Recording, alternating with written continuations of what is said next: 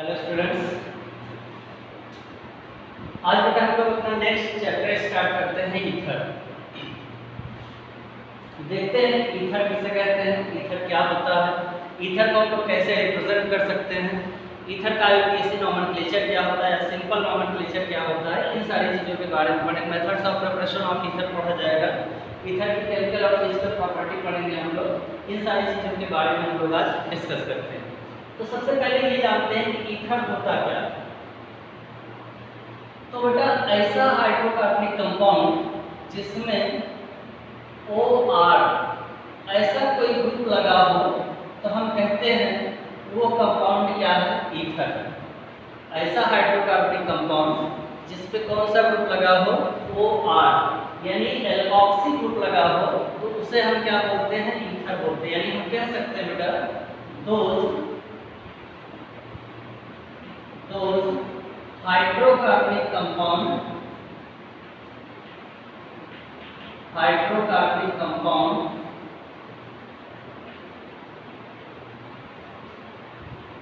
in which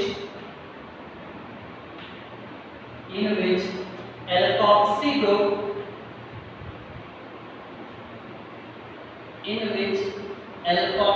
group are present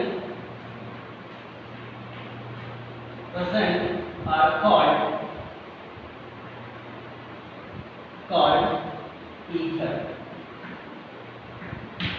ऐसा hydrocarbonic compound जिसमें alkoxy group present होगा वो क्या कहलाएगा, ईथर कहलाएगा। एल्कोक्सी ग्रुप क्या होता है, OR। ऐसा ग्रुप एल्कोक्सी ग्रुप क्या होता है बेटा, OR। अगर OR ग्रुप प्रेजेंट होगा तो उस कंपाउंड को हम लोग क्या बोलेंगे, ईथर बोलेंगे। क्लियर है यहाँ तक? चलिए देखते हैं ईथर को हम लोग कैसे रिप्रेजेंट करते हैं। ईथर को जो रिप्रेजेंट करने का तरीका है वो होता है ROR। इस R को बॉन्डिंग फॉर्म में लिखें तो लिखा जा सकता है R single bond O single bond R। यहाँ पर ये जो OR है इस ग्रुप को अपन बोलते हैं एल्कोक्सी ग्रुप। इस ग्रुप को क्या बोला जाता है, एल्कोक्सी ग्रुप। और यहाँ पे जो ये वाला R है इसे अपन बोलते हैं एल्किल ग्रुप। क्या बोलते हैं, एल्किल ग्रुप। तो हम लोग क्या पढ़ सकते हैं, those hydrocarbonic compound in which alkoxy group are present are called ether। ऐसा हाइड्रोकार्बनिक कंपाउंड जिसमें एल्कोक्सी ग्रुप प्रेजेंट होगा उस कंपाउंड को हम लोग क्या बोलेंगे, ईथर बोलेंगे। फटाक से आप ईथर की डेफिनेशन नोट करिए, फिर आगे बढ़ते हैं।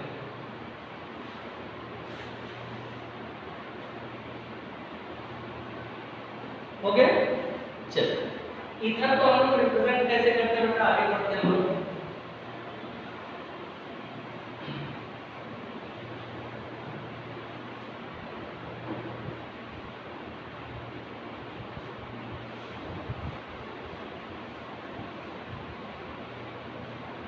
ईथर को हम लोग कैसे रिप्रेजेंट करते हैं, हम लोग पॉइंटेड करके लिख सकते हैं the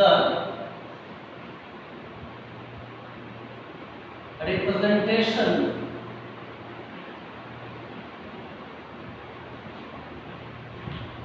of ether is R single bond O single bond R। और क्या लिखा जा सकता है, the chemical formula, the general chemical formula, the general chemical formula of ether is, चलिए जनरल केमिकल फार्मूला बनाते हैं ईथर का, देखते हैं कैसे बना सकते हैं। अगर हम इस R के प्लेस पर CH3 रखें तो यहाँ जाएगा CH3 single bond O single bond CH3। Clear आपको? यहाँ पर देखिए इस पूरे कंपाउंड में टोटल कितने कार्बन हैं, 2। एक कार्बन यहाँ है, एक कार्बन यहाँ है, तो पूरे कंपाउंड में कार्बन कितने हुए, 2। यानी अगर हम 2 को नंबरिंग फॉर्म में देखें तो लिख सकते हैं CN। कार्बन है 2, हाइड्रोजन है 6, यानी जितने कार्बन हैं उस कार्बन का 2 गुना कर दिया जाए टोटल नंबर ऑफ कार्बन कितने हैं 2, 2 का आप 2 से मल्टीप्लाई करेंगे कितना आएगा 4, 4 में कितना ऐड कर दें कि 6 हो जाए, तो 4 में कितना ऐड करना पड़ेगा 2, यानी कह सकते हैं CnH2n + 2 और ऑक्सीजन कितने हैं 1, तो केमिकल फार्मूला क्या बना CnH2n + 2O, कहा जा सकता है CnH2n + 2O। चलिए अब एक को मैं डिस्क्राइब करता हूँ कैसे, if n = 2, if n = 2, 1 नहीं हो सकता बेटा, इस चीज को याद रखना, क्यों, क्योंकि ईथर वही होता है जब एक ऑक्सीजन 2 कार्बन के बीच में सिंगल बॉन्ड से फंस जाए तो उस कंपाउंड को अपन क्या बोलते हैं ईथर बोलते हैं, तो n = 2 होगा। नंबर ऑफ कार्बन हुए 2, तो क्या हो जाएगा C2, क्या हो जाएगा C2। अब H कितना होगा बेटा, इसी n के प्लेस पर 2 रखिए, 2 2 जा 4, 4 में 2 ऐड करेंगे तो 6 आ जाएगा, यहां हो जाएगा H6, C2H6, एक ऑक्सीजन है यहाँ पे O लगा देते हैं, हो गया C2H6O। इस C2H6O को अपन क्या लिख सकते हैं CH3 single bond O single bond CH। Clear है हम लोग, चलो देख लेते हैं 1 2 कार्बन 3 3 6 6 हाइड्रोजन एक ऑक्सीजन। क्लियर है, अगर हम लोग यहाँ n = 3 कर दें, n = 3, सपोज दैट हमने n = 3 कर दिया तो क्या हो जाएगा बेटा C3। अब देखिए n के प्लेस पर हमने 3 कर दिया तो क्या होगा C3। अब यहाँ 3 रखेंगे तो 3 2 जा 2 3 जा 6 और 6 में 2 ऐड करेंगे कितना हो जाएगा 8, तो यहाँ हो जाएगा H8, एक ऑक्सीजन है, अपन यहाँ पे O ले लेते हैं। अगर इसको हम लोग जनरल फॉर्म में लिखें तो क्या लिख सकते हैं CH3 single bond O single bond CH2 single bond CH3। जरा काउंट करके देखो 1 2 3 3 3 6 2 8 1 ऑक्सीजन। क्लियर है यहाँ तक, चलिए नोट करिए आप लोग इसको। अब हम लोग पढ़ लेते हैं types of ether, types of ether, next topic पढ़ते हैं टाइप्स ऑफ ईथर। देखते हैं ईथर के कितने टाइप्स होते हैं, टाइप्स ऑफ ईथर। तो ईथर को हम लोग जनरली रिप्रेजेंट करते हैं ROR से, किससे रिप्रेजेंट करते हैं ROR से। ईथर को जनरली अपन किससे रिप्रेजेंट करते हैं ROR से। देखते हैं ईथर कितने टाइप का होता है, तो याद रखिएगा ईथर 2 टाइप के होते हैं। पहला होता है बेटा सिमेट्रिकल ईथर, सिमेट्रिकल ईथर, और दूसरा होता है asymmetrical ether, asymmetrical ether. Ether 2 type का होता है, एक होता है सिमेट्रिकल ईथर और दूसरा क्या होता है एसिमेट्रिकल ईथर। तो देखते हैं कि सिमेट्रिकल ईथर क्या होता है। when R1 is equals to R2, when R1 is equals to R2, then it is called symmetrical ether। अगर ऑक्सीजन एटम से जुड़े हुए दोनों एल्किल ग्रुप सेम हैं तो वह ईथर कहलाता है सिमेट्रिकल ईथर। फिर से सुन लीजिए, ऑक्सीजन एटम से जुड़े हुए दोनों एल्किल ग्रुप अगर गलती से सेम हो गए तो उस ईथर को अपन क्या बोलते हैं सिमेट्रिकल ईथर। और एसिमेट्रिकल क्या है, when R1 is not is equals to R2, अगर ऑक्सीजन एटम से जुड़ा हुआ दोनों एल्किल ग्रुप सेम नहीं है, डिफरेंट है, तो उस ईथर को अपन क्या बोलते हैं एसिमेट्रिकल ईथर। चलिए कुछ एग्जांपल देखते हैं क्या हो सकता है। जैसे अपन बात करें CH3 single bond O single bond CH3, तो जरा देखिए ये रहा ऑक्सीजन एटम, ऑक्सीजन एटम से इधर कौन सा एल्किल लगा हुआ है मेथिल, इधर कौन सा एल्किल लगा हुआ है मेथिल, तो दोनों तरफ एल्किल क्या है सेम है। अगर दोनों तरफ एल्किल सेम होगा तो ये कौन सा ईथर होगा सिमेट्रिकल ईथर। कुछ और देख लेते हैं, सपोज दैट अपने पास हो C2H5 single bond O single C2H5। तो जरा ध्यान से देखो, इधर भी C2H5, इधर भी C2H5, यानी ये एथिल है, ये भी एथिल है, तो ये सिमेट्रिकल ईथर हुआ। कैसा ईथर हुआ? Symmetrical ether. अगर हम लोग एरोमेटिक कंपाउंड में आगे बात करें, वो सिंगल बॉन्ड यहाँ पे बेंजीन बना देते हैं, तो जरा ध्यान से देखो, डाइफेनिल ईथर हुआ। तो ये भी फेनिल ग्रुप, ये भी फेनिल ग्रुप, यानी ये भी बेंजीन है, ये भी बेंजीन रिंग है, तो ये कैसा ईथर कहलाएगा? सिमेट्रिकल ईथर कहलाएगा। अगर हम लोग एसिमेट्री की बात करें, तो सपोज दैट अगर अपने पास हो CH3 single bond O single bond C2H5। अब जरा ध्यान से देखो, इधर ऑक्सीजन एटम के लेफ्ट हैंड साइड CH3 लगा हुआ है, यानी ये मेथिल ग्रुप है। ऑक्सीजन एटम के राइट हैंड साइड C2H5 लगा हुआ है, यानी कि ये एथिल ग्रुप है। इधर मेथिल है, इधर एथिल है, तो दोनों एथिल ग्रुप डिफरेंट हैं, और अगर एथिल ग्रुप डिफरेंट हो जाएंगे तो वो कैसा ईथर कहलाएगा? एसिमेट्रिकल ईथर कहलाएगा। कोई और एग्जांपल ले लेते हैं, दूसरा एग्जांपल देखते हैं। अपने पास हो CH3 single bond CH2 single bond O single bond, इधर कोई भी ग्रुप लगा लेते हैं, सपोज दैट हमने फेनिल लगा दिया, तो इधर क्या है? एथिल है, इधर क्या है? फेनिल है, तो ये क्या कहलाएगा? Ethyl phenyl ether. Normally form में एथिल फेनिल ईथर।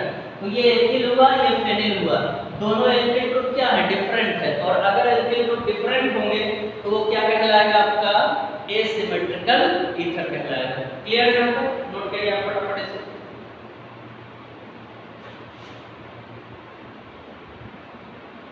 चलिए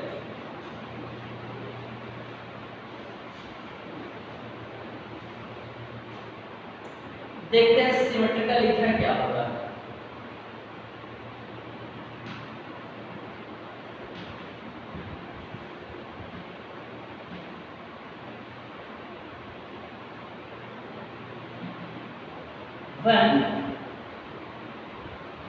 when all the alkyl group are same, all the alkyl group which attached with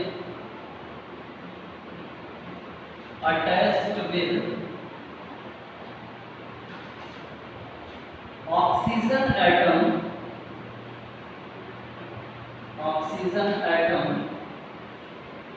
are same, then it is called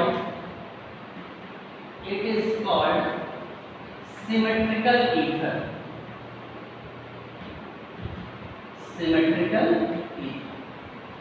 clear है? यहाँ तक अगर ऑक्सीजन एटम से जुड़ा हुआ दोनों एल्किल ग्रुप सेम होगा तो उस ईथर को अपन क्या बोलेंगे? Symmetrical ether. और सिमेट्रिकल ईथर क्या हो जाएगा? R1 = R2। दोनों एल्किल ग्रुप क्या होने चाहिए? सेम होने चाहिए। एग्जांपल क्या हो सकता है बेटा? CH3 single bond O single bond CH। जो पीछे हमने बताया वो ग्राफिकल रिप्रेजेंटेशन था, ये हो गई आपकी थ्योरी। अब हम बात करें एसिमेट्रिकल ईथर की। एसिमेट्रिकल ईथर, तो जो एल्किल ऑक्सीजन एटम से जुड़ा हुआ एल्किल होगा वो क्या होगा? डिफरेंट होगा। और अगर एल्किल ग्रुप डिफरेंट है,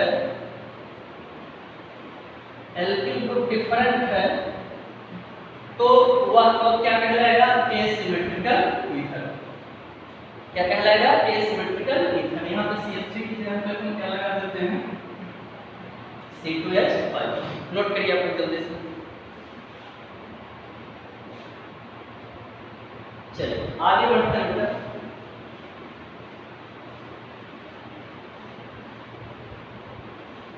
अब हम लोग बात करते हैं नॉमेनक्लेचर ऑफ ईथर।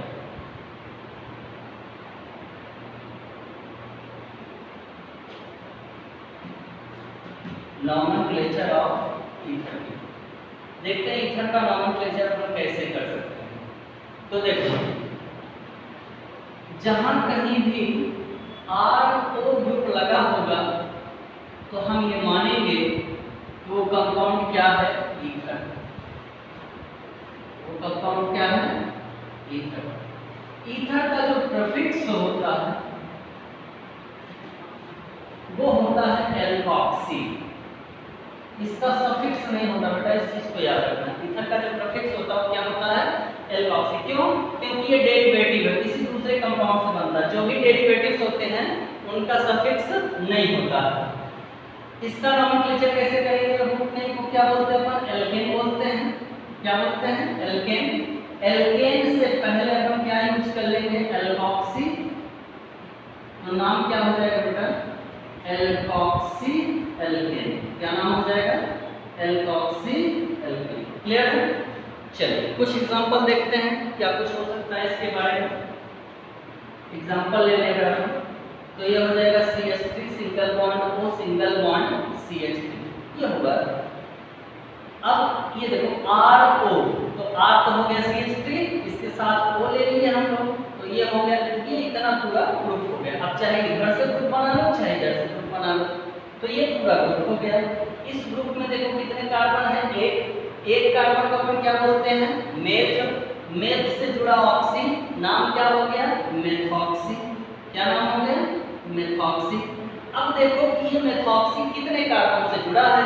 तो ये मेथॉक्सी कितने कार्बन से जुड़ा है? एक कार्बन से। एक कार्बन का जो वन कार्बन का रूट नेम होता है वो मेथेन होता है, तो नाम हो गया मेथॉक्सी मेथेन।